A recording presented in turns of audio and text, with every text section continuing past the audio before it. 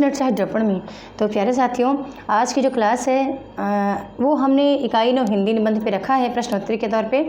तो जो क्लास आपको पसंद आए तो चैनल को लाइक शेयर सब्सक्राइब जरूर करना है और वीडियो को अंत तक देखते रहें। ये वीडियो आपके आगामी परीक्षा के लिए बहुत ही लाभदायक है। पहला प्रश्न आता है कि भारतवर्षोन्नति कैसे हो सकती है। निबंध में किस नगर का उल्लेख किया गया है? तो बलिया नगर का। आगे देखते हैं, अगला है कि इस निबंध में रावट साहब बहादुर, मुंशी चतुर्भुज सहाय, मुंशी बिहारी लाल क्रमशः बताए गए हैं। तो हम जानते हैं कि अकबर, अबुल फजल और टोडरमल, ठीक है, इनके नाम को इस नाम से यहाँ पे इनके सांकेतिक नाम से के साथ ऐड किया गया है। आगे देखते हैं कि रावट साहब बहादुर किस पद पर कार्यरत थे?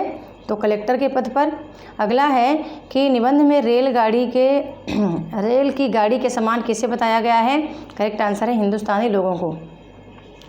अगला है कि तुम्हें गैरों से कब फुर्सत, हम अपने गम से कब खाली, चलो बस हो चुका मिलना, ना हम खाली ना तुम खाली। तो यहाँ पे बताना है करेक्ट आंसर कहाँ से हो सकती है, निबंध कहाँ से लिया गया है? तो भारतवर्षोन्नति कैसे हो सकती है। अगला है 3 मेढक एक के ऊपर एक बैठे हैं, तीनों ने जो कहा उनमें से संगत कथन आपको चयन करना है। तो यहाँ पे सभी कथन संगत हैं कि ऊपर वाले ने जौक शौक बोला, बीच वाले ने गम सम और नीचे वाले ने गए हम। फिर अगला है हिंदुस्तान की प्रजा की दशा किसके समान हो गई है? तो गए हम के समान। अगला है बौद्धरों मत्सरग्रस्ता प्रभा समर दूषिता। यह पंक्ति भारतेंदु ने किस निबंध में उल्लेखित किया है? तो भारतवर्षोन्नति कैसे हो सकती है। अगला है बौद्धरों मत्सरग्रस्ता प्रभा समर दूषिता। यह पंक्ति किसके संदर्भ में कही गई है? तो राजा और ब्राह्मण के संदर्भ में। अगला प्रश्न है कितनी लागत से विलायत में दूरबीन बनी है? करेक्ट आंसर है 16 लाख। अगला है इन टट्टुओं को हाँफते हुए दौड़ते देख करके भी लाज नहीं आती। यहाँ किस देश के टट्टुओं के संदर्भ में कहा गया है? करेक्ट है जापानी। अगला आता है भगवान कहते हैं कि पहले तो मनुष्य जन्म ही दुर्लभ है, सो मिला और उस पर भी गुरु की कृपा और उस पर मेरी अनुकूलता। इतना सामान पाकर भी मनुष्य संसार सागर के पार न जाए तो उसको आत्महत्या कर लेनी चाहिए। कथन उल्लेखित है कहाँ से? श्रीमद् भागवत से। अगला है विलायत के लोगों के संबंध में आपको संगत कथन का चयन करना है। तो यहाँ पे हम देखते हैं विलायत में गाड़ी कोचवान भी अखबार पढ़ते हैं। फिर अगला है राइट आंसर कि इनका सिद्धांत है कि एक छीन भी व्यर्थ न जाए। फिर अगला है कि इनके गप सप में ही देश के प्रबंध छटते हैं, ठीक है। तो यहाँ पे बी नंबर करेक्ट हो जाएगा, ये 2 नंबर हमारा इसमें शामिल नहीं है। अगला है अजगर करे चाकरी पंछी करे न काम, दास मलुका कह गए सबके दाता राम। तो ये मलुक दास जी का यह दोहा किस संदर्भ में लिखा गया है? तो आलस्य प्रवृत्ति के लोगों के लिए। फिर आता है कि पृथ्वीराज शब्द भेदी बाण बहुत अच्छा मारता है। यह कथन किसे कहा गया है? गयासुद्दीन को। अगला आता है कि पृथ्वीराज किसके हूँ करने पर तांबे पर बाण मारता है? तो गयासुद्दीन। नेक्स्ट आता है कि अब की चढ़ी कमान को जाने फिर कब चढ़े, जिन चुके चहु आज इक्के मारे इकसर। तो यह जो दोहा है किसने लिखा है? चंद्रवरदाई ने। आगे देखते हैं भारतेंदु जी के निबंध भारतवर्षोन्नति कैसे हो सकती है का उद्देश्य क्या है? तो करेक्ट आंसर इसका यहाँ पे हमारा हो जाएगा कि परदेशी वस्तुओं का बहिष्कार, परदेशी भाषा का खंडन, स्वदेशी भाषा की उन्नति पर बल और स्वदेशी वस्तुओं के अपनाने पर बल, ठीक है। तो चारों यहाँ पे करेक्ट आंसर है। फिर आता है कि भारतेंदु जी के निबंध भारतवर्षोन्नति कैसे हो सकती है में हिंदुस्तान की दशा किसके समान बताई गई है? मनुष्य जन्म से ही दुर्लभ है, सो मिला और उस पर भी गुरु की कृपा और उस पर भी मेरी अनुकूलता। इतना सामान पाकर भी मनुष्य इस संसार सागर के पार न जाए, उसको आत्महत्या कर लेनी चाहिए। या दरिद्री कुटुंबी इस तरह अपनी इज्जत को बचाता फिरता है जैसे लाजवंती बहू फटे कपड़ों में अपने अंग को छिपाई जाती है। आबा दोनों कथन सही है या फिर दोनों गलत हैं? तो यहाँ पे आबा दोनों जो कथन है वो सही हैं। आगे फिर देखते हैं, प्रश्न आता है कि सब सुन्नियों का मूल है। करेक्ट आंसर होगा धर्म। अगला है भारतेंदु जी के अनुसार बलिया के मेले का स्थान क्यों चुना गया? तो यहाँ पे करेक्ट आंसर हमारा हो जाएगा वो 1 2 3 तीनों ही राइट हैं कि 10-10 5-5 कोस से एक जगह एकत्र होकर लोग मिले। फिर है कि एक दूसरे का सुख दुख जाने। फिर गृहस्थी के काम की वह चीज़ें जो गाँव में नहीं मिलती यहाँ से ले जाएं। तो 1 2 3 तीनों ही हमारा करेक्ट आंसर है। अगला है भारतेंदु जी के निबंध भारतवर्षोन्नति कैसे हो सकती है में त्यौहार का महत्व क्या बताया गया है? तो यहाँ पे जो करेक्ट आंसर हो जाएगा यहाँ पे बंधु, हमारा करेक्ट आंसर द नंबर है। सभी कथन सही होंगे क्योंकि एकादशी व्रत शरीर शुद्ध करने के लिए है। दीपावली साल भर में एक बार सफाई हो जाए। होली बसंत की बिगड़ी हवा स्थान स्थान पर अग्नि जलने से स्वच्छ हो जाए। फिर है भारतेंद्र जी के निबंध भारत वर्षोन्नति कैसे हो सकती है में किन बातों पर बल दिया गया है। तो लड़कों के छोटेपन में शादी करने पर बल दिया गया है, कुलीन प्रथा बहु विवाह को दूर करने का सुझाव दिया गया है, या लड़कियों की शिक्षा पर बल दिया गया है, या जाति भेदभाव का विरोध किया गया है। तो यहाँ पे आपको पता है ये छोड़ करके, पहला नंबर छोड़ करके बाकी 2, 3, 4 ये सही हैं। अगला है निबंध अनुसार क्या पढ़कर छोटेपन में लड़कों का सत्यानाश हो जाता है। तो करेक्ट आंसर है इंदर सभा और मीर हसन। अगला है कि शौक तिल्फी से मुझे गुल की जो दीदार का था न किया हमने गुलिस्तों का सबक याद कभी। करेक्ट आंसर है पंक्ति है भारत वर्षोन्नति कैसे हो सकती है से। नेक्स्ट आता है उनमें जाति नहीं, खाने पीने में चौका चूल्हा नहीं, विलायत जाने में रोक टोक नहीं, फिर भी सोच की बात है। इन्होंने अपनी दशा नहीं सुधारी। बलिया के व्याख्यान में किसे सलाह दी गई है। तो करेक्ट आंसर हो जाता है हमारा ब मुसलमानों को। फिर आता है अभी तक बहुतों को यही ज्ञान है कि यहाँ पर भी अभी भी बादशाहत कायम है। यहाँ किस स्थान का उल्लेख है। करेक्ट आंसर हो जाएगा दिल्ली लखनऊ।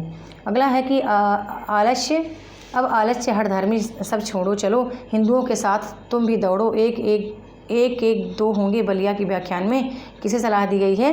मुसलमानों को। नेक्स्ट आता है कि निज भाषा उन्नति है। सबको पता है भारतेंद्र जी की पंक्ति है सब उन्नति को मूल। अगला है इन्होंने बलिया में ददरी मेले के अवसर पर भारत वर्षोन्नति कैसे हो सकती है विषय पर ओजस्वी और सारगर्भित भाषण कब दिया था। तो यहाँ पे जो हमारा करेक्ट आंसर निकल के आता है ये 1984 हमारा राइट हो जाएगा। फिर अगला आता है भारतेंद्र जी ने के निबंध भारत वर्षोन्नति कैसे हो सकती है किस पत्रिका में प्रकाशित है। तो हरिश्चंद्र चंद्रिका पत्रिका में। भारतेंदु जी ने निबंध भारत वर्षोन्नति कैसे हो सकती है हरिश्चंद्र पत्रिका में कब प्रकाशित करवाया था। करेक्ट हो जाएगा 3 दिसंबर 1984 को। अगला है भारत वर्षोन्नति की उन्नति के लिए अनिवार्य बातें कौन सी बताई गई हैं। तो जनसंख्या नियंत्रण, आत्मबल, श्रम की महत्ता, त्याग बल, मतलब चारों यहाँ पे करेक्ट आंसर हैं। फिर आता है आज अजी टोपी भी फलाने की है। तो उन्होंने हंसकर जवाब दिया कि घर की तो मूछें ही मूछें हैं। करेक्ट आंसर हो जाएगा भारत वर्षोन्नति कैसे हो सकती है निबंध से लिया गया ये पंक्ति है। अगला है कि भारत वर्षोन्नति कैसे हो सकती है निबंध के संदर्भ में कौन सा कथन आपको असत्य ये बताना है। भारतेंद्र जी का प्रसिद्ध भाषण है। इस निबंध में एक ओर ब्रिटिश शासन पर व्यंग किया गया है तो दूसरी ओर अंग्रेजों के परिश्रमी स्वभाव के प्रति आदर है। जनसंख्या में वृद्धि भारतेंद्र की उन्नति के लिए अनिवार्य है। और भारत वर्षोन्नति कैसे हो सकती है निबंध कवि वचन सुधा पत्रिका में प्रकाशित है। तो यहाँ पे आपको दिया गया है कि असत्य का ही कथन के चयन करना। ठीक है, तो आपको ये 3, 4 जो है ये असत्य कथन है। ठीक है, ये असत्य है क्योंकि आपने पढ़ा है हरिश्चंद्र चंद्रिका पत्रिका में प्रकाशित है, न कि कवि वचन सुधा में। ठीक है, और जनसंख्या वृद्धि में भारतेंदु ने उन्नति के लिए अनिवार्य नहीं माना है। ठीक है, तो ये दोनों असत्य हो जाएंगे। अब चलते हैं, अगला प्रश्न आता है नाखून क्यों बढ़ते हैं निबंध से लिया गया है, देख लेते हैं। प्रश्न है कि हजारी प्रसाद द्विवेदी ने दैनिक जीव किसे बताया है। अल्पज्ञ माता को, अल्पज्ञ पिता को, या फिर गाय या कुत्ता को। तो अल्पज्ञ पिता को। अगला आता है कि हजारी प्रसाद द्विवेदी ने किससे पूछा आदमी के नाखून क्यों बढ़ते हैं। करेक्ट हो जाएगा छोटी लड़की से। अगला आता है कि कौन से दिन नाखून बढ़ जाते हैं। तो करेक्ट हो जाता है हमारा तीसरे दिन। फिर आता है हजारी प्रसाद द्विवेदी ने मनुष्य का आवश्यक व जीवन की रक्षा करने वाला अंग बताया है किसको, नाखून को। नेक्स्ट आता है मनुष्य का अस्त्र नाखून है, नाखून के बाद किसका स्थान आता है। करेक्ट हो जाएगा दांत का। नेक्स्ट है रामचंद्र जी की वानरी सेना के पास कौन से अस्त्र थे जो मनुष्य ने बाहरी वस्तुओं में सबसे पहले उपयोग में लाया था। तो पत्थर के ढेले व पेड़ की टालें। अगला आता है हथियारों में सबसे मजबूत और सबसे ऐतिहासिक बताया गया है किसको, हड्डियों को। नेक्स्ट आता है देवताओं के राजा का वज्र किनकी हड्डियों से बना था। तो करेक्ट हो जाएगा दधीच मुनि की। ठीक है, दधीच मुनि यहाँ पे करेक्ट आंसर हो जाएगा। अगला आता है जिनके संगत बताना है आपको, संगत कथन कौन से हैं। तो जिनके पास लोहे के अस्त्र व शस्त्र दोनों थे वो विजयी हुए। मनुष्यों के राजा के पास लोहे के अस्त्र थे, फिर असुरों के पास लोहे के अस्त्र नहीं थे, शायद घोड़े भी नहीं थे। ठीक है, तो यहाँ पे 1, 2, 3 हमारा जो है वो संगत है। नेक्स्ट प्रश्न आता है किसके पास अनेक विधाएं थी। करेक्ट हो जाएगा असुरों के पास। नेक्स्ट आता है किसके पास लोहे के अस्त्र व घोड़े दोनों थे। करेक्ट हो जाएगा आर्यों के पास। अगला आता है हथियारों में किसने बाजी मारी, तो लोहे के अस्त्र वाले व्यक्तियों ने। फिर क्योंकि वे अंधे थे, हजारी जी ने इसके संदर्भ में ये कथन कहे हैं नाखूनों को। अगला आता है कि 8 से 2000 वर्ष पहले का भारतवासी नाखूनों में जमकर संवारता था। यह उल्लेख किस ग्रंथ में मिलता है, तो वात्स्यायन के कामसूत्र से। अगला आता है कि किनको सिक्थम और अलक्तम से यत्नपूर्वक रगड़ कर लाल और चिकना बनाया जाता है, तो नाखून को। अगला आता है गौड़ देश के लोग पसंद करते थे बड़े बड़े नखों को। अगला है हजारी प्रसाद की कौन सी बात को भूल नहीं सकते कि समस्त अधोगामी वृत्तियों की ओर नीचे खींचने वाली वस्तुओं को भारतवर्ष ने मनुष्योचित बनाया। मानव चित्त की भांति मानव शरीर में भी बहुत सी अभ्यासजन्य सहज वृत्तियाँ रह गईं। या फिर मनुष्य के नाखूनों की ओर देखता हूँ तो निराश हो जाता हूँ, और नाखून मनुष्य की भयंकर पाशवी वृत्ति के जीवन का प्रतीक है। तो यहाँ पे करेक्ट हो जाएगा जो है, हमें यहाँ पे आपने देखा है कि कौन सी बात को भूल नहीं सकते, तो आ नंबर जो है वो इनकी बात हम नहीं भूल सकते। मनुष्य की वृत्तियों अनायास बढ़ती हैं, उनकी वृत्तियों का क्रम क्या है, तो पहले नाखूनों का बढ़ना, फिर केस का बढ़ना, और फिर दांत का दोबारा उठना, और फिर पलक का गिरना। ठीक है। अगला है इंडिपेंडेंस का अर्थ आचार्य प्रसाद द्विवेदी ने क्या बोला है, तो करेक्ट हो जाएगा अधीनता या किसी की अधीनता का अभाव सहना। नेक्स्ट है स्वाधीनता शब्द का अर्थ आचार्य प्रसाद ने क्या बताया है, तो अपने ही अधीन रहना। ठीक है, अपने ही अधीन रहना। अगला है आज़ादी के जितने भी नामकरण किए उन सब में से किसका बंधन अवश्य है, तो स्व का बंधन अवश्य रखा गया है। अगला है सहज वृत्तियाँ अनजानी स्मृतियों का ही नाम है, यह कथन किसमें उल्लेखित है, तो करेक्ट हो जाएगा प्राणी विज्ञान। अगला है कि हजारी प्रसाद जी ने संस्कृति की बड़ी भारी विशेषता बताई है, तो उन्होंने कहा है कि अपने आप पर अपने आप के द्वारा लगाया हुआ बंधन, यहाँ पे राइट हो जाएगा। नेक्स्ट आता है सब पुराने अच्छे नहीं होते, सब नए खराब नहीं होते, यह कथन किसने कहा है, तो यहाँ पे करेक्ट हो जाएगा कालिदास ने। नेक्स्ट आता है निर्वैर भाव सत्य और अक्रोध को सब वर्णों का सामान्य धर्म कहा गया है, यह विचार कहाँ उल्लेखित है, तो करेक्ट हो जाएगा रामायण में। अगला आता है मनुष्य पशु से किस बात में भिन्न है, यहाँ पे कोट में आंसर बताना है कि किस बात में भिन्न है। तो पहला है कि मनुष्य में संयम है, श्रद्धा ताप व त्याग की भावना है, फिर दूसरे के सुख दुख के प्रति संवेदना है। आगे चलते हैं तो प्रश्न आता है कि मनुष्य की मनुष्यता यही है कि वह सबके दुख सुख को सहानुभूति के साथ देखता है, यह कथन किसने कहा है, करेक्ट हो जाएगा गौतम ने। नेक्स्ट आता है कि बाहर नहीं भीतर की ओर देखो, यह कथन किसने बोला है, तो बूढ़े व्यक्ति ने। अगला है कि बूढ़े के बारे में संगत कथन का चयन करना है कि क्या संगत हो सकता है, तो यहाँ पे करेक्ट हो जाएगा चारों कथन सही है कि प्रेम ही बड़ी चीज़ है, क्योंकि हमारे भीतर है। उत्स्खलिता पशु की प्रवृत्ति है, स्व का बंधन मनुष्य का स्वभाव है, और बूढ़े को गाली मार दी जाती है। ठीक है, सॉरी गोली मार दी जाती है, माफ़ी चाहूँगी। मनुष्य ने किसे सफलता का नाम दे रखा है, मनुष्य मरणों शास्त्रों का संचयन से बाह्य उपकरणों के बहुमूल्य से उस वस्तु को पा सकता है। प्रेम मैत्री त्याग अपने को सबके मंगल के लिए निशेष भाव से दे देने से है, वास्तविक चरित्र का पता लगाने से, या फिर सभी यहाँ पे सही है, तो करेक्ट हो जाएगा हमारा मनुष्य ने किसे सफलता का नाम दे रखा है, मनुष्य मरणोशास्त्रों के संचयन से बाह्य उपकरणों के बहुमूल्य से उस वस्तु को पा सकता है। अब आगे चलते हैं तो अगला प्रश्न हमारा आता है, एक यहाँ पे महत्वपूर्ण प्रश्न देख लेते हैं, नाखून क्यों बढ़ते हैं निबंध की विशेषता। हाँ, नाखून क्यों बढ़ते हैं निबंध किस शैली में लिखा गया है, तो यहाँ पे करेक्ट हो जाएगा ललित शैली में। और नाखून क्यों बढ़ते हैं निबंध की विशेषता बतानी है, तो यहाँ पे हमारा जो कथन हो जाएगा कि प्राचीनता और नवीनता में समन्वय की भावना है, आधुनिकता की ओर संकेत है, अब दोनों है, या फिर दोनों कथन यहाँ पे संगत है, तो बंधु यहाँ पे करेक्ट आंसर आधुनिकता की ओर संकेत किया गया है। नाखून क्यों बढ़ते हैं निबंध में नाखून काटने की प्रवृत्ति किसका प्रतीक बताई गई है, करेक्ट हो जाएगा मनुष्यता की। एक प्रश्न और है कि हजारी प्रसाद द्विवेदी ने नाखूनों को प्रतीक बनाकर व्यंग के माध्यम से आज के तथाकथित बाहर से सभ्य दिखने वाले किंतु अंदर से बर्बर समाज पर कटाक्ष किया है। या फिर कथन तर्क है कि मानव का अपने जीवन में अस्त्र शस्त्रों को बढ़ने देना मनुष्य के अंदर पलने वाले सत्तित्व की पहचान की गई है। तो यहाँ पे दोनों कथन जो है सही नहीं है। कथन सही एक है, कथन दो हमारा गलत है। ठीक है, ये गलत है। अब हम चलते हैं, हमारा अगला जो प्रश्न आता है, फिर से प्रश्न हमारा यहाँ पे निकल के आ जाता है। बताना चाहूँगी ये शिव मूर्ति निबंध से लिया गया। ठीक है, शिव मूर्ति, शिव की मूर्ति शिव निबंध से लिया गया है। तो हम देख लेते हैं इसको।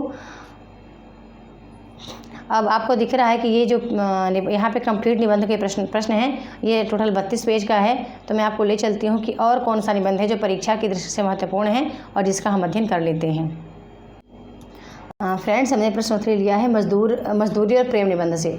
चलिए इसको देख लेते हैं। मजदूर को दिन भर में कितनी मजदूरी दी जाती है? तो 4 आने। लेखक ने पैसों को कहा है, क्या बोला है? धातु के टुकड़े और ईश्वर से निर्मित, दोनों ही लेखक ने यहाँ पैसों को कहा है। अगला है मजदूरी का ऋण किससे चुकता है? करेक्ट हो जाएगा प्रेम सेवा से। नेक्स्ट है गांठे की कमीज कौन सीती है? करेक्ट हो जाएगा विधवा। अगला है कि किसके चित्रों को देख अंतःकरण के भावों का अनुभव होने लगता है? कथन है राफेल द्वारा। अगला है कि दूध से भरा कटोरा और पानी के घड़े का रंग था किस तरह? लाल। आटे की छलनी के नीचे क्या नज़र आता है? करेक्ट हो जाएगा ज्योति की लौ। नेक्स्ट आता है कि लेखक ने को चूल्हे के भीतर क्या दिखाई देता है? करेक्ट हो जाएगा नभो लालिमा से भी अधिक आनंद लाई लालिमा। अगला है लेखक ने हवनशाला किसे कहा है? करेक्ट हो जाएगा खेत को। नेक्स्ट आता है कि हवन कुंड की ज्वाला की किरणें किस रूप में निकलती हैं? तो करेक्ट हो जाएगा यहाँ पे चावल के लंबे व सफ़ेद दाने। नेक्स्ट है कि गेहूं के लाल दाने किसकी समान बताए गए हैं? मजदूरी और प्रेम निबंध में तो अग्नि की चिंगारियों की डालिया सी। ठीक है, आ नंबर राइट हो जाएगा। लेखक का जब फूल और फल देखता है, लेखक जब फूल और फल देखता है तो उसे किसकी याद आती है? तो करेक्ट हो जाएगा बाग में माली का रुधिर। ब्रह्मूर्ति से लेखक ने ब्रह्मावती से लेखक ने क्या पैदा होना बताया है? करेक्ट हो जाएगा जगत। ईश्वर ने ईश्वरीय प्रेम का आनंद का केंद्र बताया है किसको? खेती करने को। नेक्स्ट आता है भोले भाव मिले रखुराई किसने बोला है? तो नानक ने बोला। किन्हें प्रकृति के जवान साधु कहा गया है? तो राइट हो जाएगा यहाँ पे किसान को। अगला है गाँवों का मित्र, बैलों का हमजोली, पक्षियों का हमराज, महाराजाओं का आनंददाता, बादशाहों को ताज पहनाने और सिंहासन पर बिठाने वाला, भूखों और नंगों को पालने वाला। यह कथन लेखक ने किसके संदर्भ में कहा है? तो करेक्ट हो जाएगा फकीर के संबंध में। गडरिये की कितनी कन्याएं थी? करेक्ट हो जाएगा यहाँ पे आंसर हमारा गडरिये की 2 कन्याएं थी। गडरिया किसमें मस्त था? तो करेक्ट हो जाएगा निरोगता की पवित्र मदिरा में। गडरिये का सखा बताया गया है किसको? तो राइट हो जाएगा दिन में सूर्य और रात में तारे को। अगला है कि लेखक ने गडरिये के जीवन में क्या क्या सुफेद बताया है? तो उपरोक्त सभी, मुख, शरीर व अंतःकरण, बर्फ और पर्वत। आगे आता है भेड़ों के ठीक होने पर दोनों कन्याओं ने कौन सा राग अलापना शुरू किया? तो पहाड़ी राग, राइट आंसर।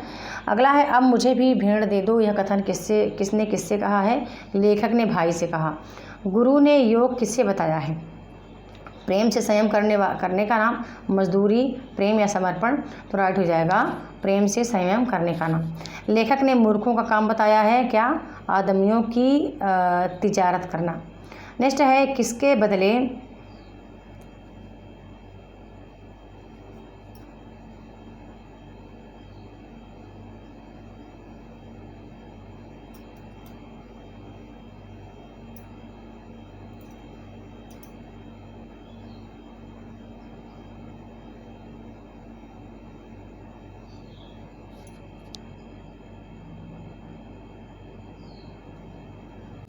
मनुष्यों को बेचना मना है? किसके बदले मनुष्यों को बेचना मना है? तो राइट हो जाएगा यहाँ पे आ और सा दोनों, लोहे और सोने। नेक्स्ट आता है कि लेखक ने भाप के केलों और मनुष्यों की क्रमशः बताई है क्या? तो 1000 रुपये और 100 रुपये। नेक्स्ट आता है मनुष्य और मनुष्य की मजदूरी का तिरस्कार करने को क्या बताया गया है। राइट हो जाएगा नास्तिकता। अगला है चरखा काटने वाली स्त्रियों के गीत संसार के सभी देशों में कौन से गीत होंगे, तो कौमी करेक्ट आंसर हो जाएगा। अगला है मजदूरी किए बिना फकीरी का कौन सा भाव शिथिल हो जाता है। राइट है उच्च भाव। अगला है कौन सा कार्य करने से बुद्धि और अंतःकरण तरोताज़ा करना है, तो प्रभात समय जागना। अगला आता है कि मनुष्य के समष्टि रूप का व्यष्टि रूप परिणाम किसे कहा गया है। राइट होगा मजदूरी को। नेक्स्ट है कि पृथ्वी का स्वार्थ किसे कहा गया है, तो अपने ही अक्ष पर घूमना। मजदूरी और फकीरी का संबंध किस है, अन्योनाश्रय से। ब्रह्मज्ञानी कबीर और रैदास का शुद्ध होना, गुरु नानक और भगवान कृष्ण का मूक पशुओं की लाठी लेकर हाँकना को लेखक ने क्या बताया है, सच्ची फकीरी का अनमोल भूषण। यहाँ पे करेक्ट हो जाएगा। असंगत का चयन करना है। एक ही असंगत है कि जान ऑफ आर्क फकीरी पर भेड़ें चराना, टॉल्स्टॉय त्याग पर जूते काटना, उमर खयाम प्रसन्नतापूर्वक तंबू सीते फिरना, या फिर अगला है जो असंगत है कबीर व रैदास रंगे महलों की चटाई बुनना। तो ये हमारा असंगत है। लेखक के अनुसार नया साहित्य निकलेगा कौन, मनुष्य के हृदय से। लेखक को कमीज पहनना किसके समान लगता है, तो तीर्थ यात्रा के समान। गडरिये के दिन व रात में मित्र कौन है, तो करेक्ट हो जाएगा सूर्य और तारागण। लेखक ने अनमोल भूषण किसको बताया है, फकीरी को। लेखक ने सच्ची मित्रता किसको बताया है, यहाँ पे राइट आंसर है सेवा को। नेक्स्ट आता है फकीरी किसके बिना नहीं हो सकती, तो मजदूरी के बिना। मनुष्य की अनमोल आत्मा में लेखक किसके प्रदर्शन करने को कहता है, तो राइट हो जाएगा यहाँ पे ईश्वर। गडरिये की कन्या पर्वत के शिखर पर क्या देख रही थी, राइट हो जाएगा सूर्य का अस्त होना। मजदूरी का ऋण कैसे चुकाया जाता है, पैसे देकर। अगला है किसान प्रातःकाल उठकर किसको नमस्कार करते हैं, हल बैलों को। अगला है लेखक ने बेघर बेनाम किसे बताया है, राइट हो जाएगा गडरिये को। अगला है कि प्रकृति के जवान साधु किसे बताया गया है, किसान और गडरिये दोनों को। अगला है कि मजदूरी और प्रेम निबंध किस पत्रिका में प्रकाशित हुए हैं, तो सरस्वती में। मजदूर द्वारा किए गए कार्य का मूल्य किसके द्वारा नहीं आंका जा सकता, तो पैसे के द्वारा। अगला आता है संस्कृति और सौंदर्य निबंध से। ठीक है, तो इसको नहीं पढ़ रहे हैं संस्कृति और सौंदर्य निबंध को। मैं ग्रुप में PDF ऑलरेडी दे दूंगी, आप कंप्लीट प्रश्न को देख लेना। सभी प्रश्न बहुत अच्छे हैं, आगामी परीक्षा के लिए बहुत उपयोगी हैं। क्योंकि फ्रेंड्स मेरी 8 बजे लाइव क्लास है, पेपर 1 की ग्रुप में है, तो मुझे भी क्लास को स्टॉप करना होगा। काफ़ी टाइम से क्लास आ नहीं रही थी, मुझे लगा कुछ क्लास यूट्यूब पे अपलोड करना चाहिए। काफ़ी दर्शक हैं जो इंतज़ार कर रहे हैं, तो ये मैंने प्रश्न को दिखा दिया है। आप चाहें तो एक बार इसका स्क्रीनशॉट आप ले करके और प्रश्नों को आप देख सकते हैं, आप पढ़ भी सकते हैं। ठीक है, तो क्लास में बने रहने के लिए बहुत बहुत धन्यवाद।